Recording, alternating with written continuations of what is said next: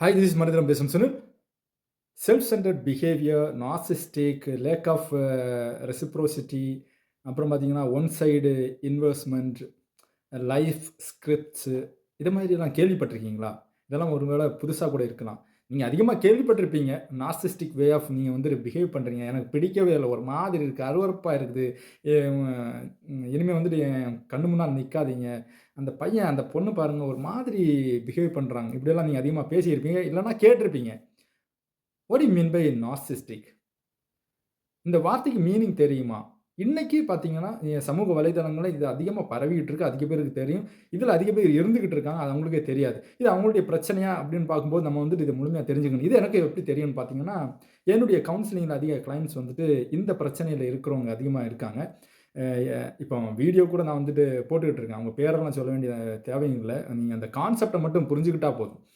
Narcissistic எங்கேருந்து வந்து அப்படின்னு பார்த்தீங்கன்னா, ஒரு செல்ஃப் சென்டர்டு தான். Self centred behaviour. அதாவது நான் நார்சிஸ்டிக்ல ஒரு 3 விதமான ஒரு பாயிண்ட்ஸ் நான் உங்ககிட்ட சொல்லலாம்னு இருக்கேன். 3 விதமான அணுகுமுறைகள் வந்துட்டு இவங்க ஃபாலோ பண்ணாங்க. ஃபர்ஸ்ட் பார்த்தீங்கன்னா, கான்வர்சேஷன் நார்சிஸ்டிக்.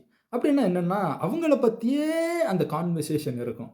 அவங்க கூட இப்ப நீங்க புதுசா ஒரு ஆள பார்க்குறீங்கன்னா, அவங்களையும் கொஞ்சம் பேச விடணும். நீங்களும் கொஞ்சம் பேசணும். அதுதான் வந்துட்டு தகவல் பரிமாறம் உங்கள ஒருத்தர் புரிஞ்சுக்கிறது. ஆனா, இந்த இடத்துல பார்த்தீங்கன்னா, இப்பேற்பட்ட பிரச்சனை இருக்கிறவங்க, அவங்களுக்கு இந்த பிரச்சனை இருக்குன்னு அவங்களுக்கே தெரியாது. லேட்டரா நம்மள மாதிரி யாராவது சொல்லி புரிய வச்சா தான், அவங்க வந்து புரிஞ்சுக்குவாங்க. அவங்க பார்த்தீங்கன்னா, முழுக்க முழுக்க தன்னை பற்றியே வந்துட்டு அந்த கான்வர்சேஷன் வச்சிருப்பாங்க. 2வது பார்த்தீங்கன்னா, ஒன் சைடு இன்வெஸ்ட்மென்ட். இது அதிகமாவே நடக்குது. அதாவது எப்பலாம் எனக்கு தேவையோ, எப்பலாம் வந்துட்டு என்ன பத்தி பேசணுமோ, எப்பலாம் வந்துட்டு எனக்கு இந்த நீட் இருக்கோ, அடுத்தவங்கள நான் பயன்படுத்திக்குவேன். ஆனா 3வது பார்த்தீங்கன்னா, ஃபேர் வெதர் பிரசன்ஸ்ன்னு சொல்லுவாங்க. அதாவது எப்ப அடுத்தவங்களுக்கு அந்த தேவை, நீடு இல்ல வந்துட்டு அவங்களுக்கு ஏதாவது உதவி, அவங்கள பத்தி ஏதாவது சொல்லணும் அப்படின்னு பார்க்கும்போது, இவங்க அந்த இடத்துல இருக்க மாட்டாங்க. ஏன்னா இவங்களுக்கு பிடிக்காது. ஏன்னா இவங்க வந்துட்டு செல்ஃப் குளோரி தான் அதிகமா எக்ஸ்பெக்ட் பண்ணுவாங்க. தன்னை பற்றி அதிக பேர் பேசணும். தன் தான் தான் வந்துட்டு அந்த இடத்துல வந்துட்டு என்னது ஒரு மெயின் இம்பார்ட்டன்ட் பெர்சன் அந்த இடத்துல இருக்கணும்னு அதிகமா வந்துட்டு நெனச்சுக்குவாங்க. ஆனா இது இவங்களுக்கு தெரிஞ்சு பண்றாங்களா? தெரியாம பண்றாங்களா? இல்ல இது எப்படி இவங்ககிட்ட வந்தது அப்படின்னு பார்க்கும்போது, பல விதத்தில நம்ம பேசலாம். ஒரு சைக்காலஜிஸ்ட்டா ஒரு சில ஆய்வுகளின்படி, ஒரு சில தியரியின்படி நம்ம பார்க்கும்போது, லைஃப் ஸ்கிரிப்ட்ன்னு ஒண்ணு இருக்குது. அதாவது எரிக் பர்ன் தன்னுடைய டிரான்சாக்ஷனல் அனாலிசிஸ்ல அழகா சொல்லியிருக்காரு.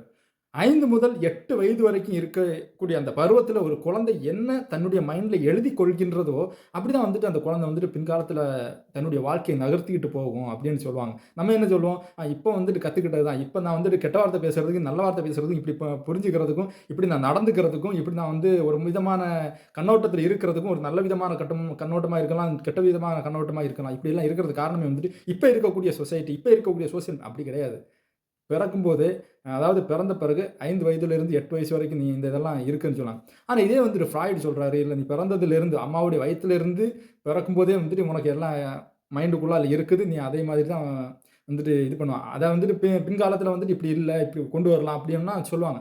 ஆனா லைஃப் ஸ்கிரிப்ட்ன்னு சொல்லும்போது இன்னும் கொஞ்சம் நம்ம வந்துட்டு அதிகமா தெரிஞ்சிருக்க வேண்டியது என்னன்னா, 5 வயது முதல் 8 வயது வரைக்கும் நம்ம வந்துட்டு ஏற்கனவே நம்ம மைண்டுக்குள்ளால புகுத்திட்டோம்.